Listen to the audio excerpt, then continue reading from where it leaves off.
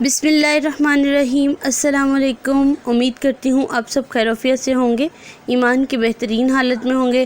जी तो आज मैं आपके साथ शेयर करने जा रही हूँ ब्रेड पकोड़ा रेसिपी, बहुत आसान। जिसके लिए हमें चाहिए जी 1 कप लिया है बेसन का।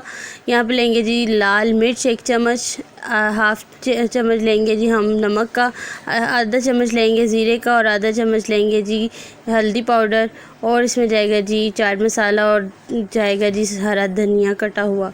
इन तमाम चीज़ों को शामिल करेंगे। दही डाल देंगे जी 2 चम्मच, और दही भी इसके अंदर शामिल कर लेंगे। और पानी 1 गिलास इसमें डाल के हम अच्छी तरह से इसमें जो बेसन है इसको बैटर को तैयार करेंगे। एक थिक फॉर्म में बैटर तैयार करेंगे। ज़्यादा थिक भी नहीं होना चाहिए और ना ही ज़्यादा पतला होना चाहिए। नॉर्मल हम लेंगे जो कि हमारी ब्रेड के ऊपर ठहर जाए। अब इसको तकरीबन हम 15 मिनट तक जो है ढक के रख देंगे एक साइड पे। 15 मिनट के बाद जी ब्रेड को हम इसके अंदर डिप करेंगे। इस बैटर के अंदर डिप करने के बाद हम लो टू मीडियम फ्लेम पे हम इसको कुक करेंगे।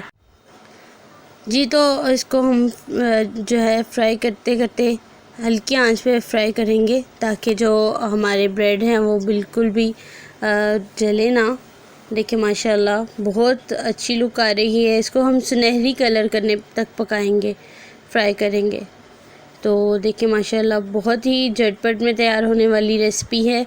गेस्ट आने पे फ़ौरन तैयार कर सकते हैं आप। आपको सिर्फ ब्रेड, इसके लिए ब्रेड चाहिए और जी बेसन चाहिए, और बाकी सब सामान जो है वो घर में हर वक्त अवेलेबल रहता है।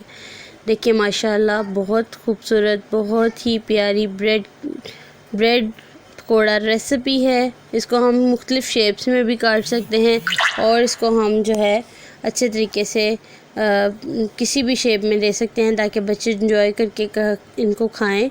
और इसको हम समोसा शेप में भी बना सकते हैं, इसकी गोल जो है शेप भी काट सकते हैं।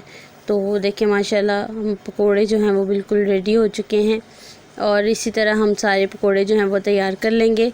इसी के साथ आपसे जो है एक रिक्वेस्ट है, मेरे चैनल को सब्सक्राइब करना मत भूलिए, और कमेंट बॉक्स में कमेंट करना ना भूला करें, ज़रूर किया करें, अपनी राय का इजहार करें, ताकि मुझे पता चले कि आपको मेरी वीडियोस पसंद आ रही हैं या नहीं। और इसके साथ साथ बहुत प्यारी बात, अपना बहुत सारा ख्याल रखें और अपनी दुआओं में हमेशा याद रखें। दुआएं दिया करें और दुआएं लिया करें। अल्लाह हाफिज़।